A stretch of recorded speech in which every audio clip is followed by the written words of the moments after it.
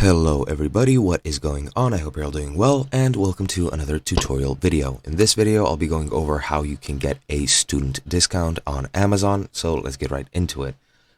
First of all, what you want to make sure that you have to get the student discount is Amazon Prime, but the student package.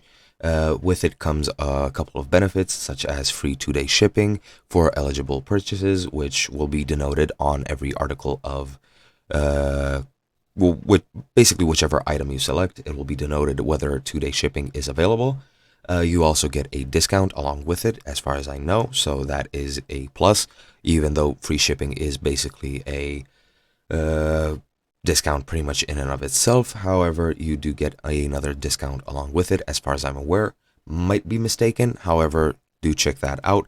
I'm not sure about the absolute specifications, but all in all, it is a very good offer. It is a cheaper monthly subscription to Prime than it is regularly, so you can get pretty much Prime for cheaper. I think it's even half price.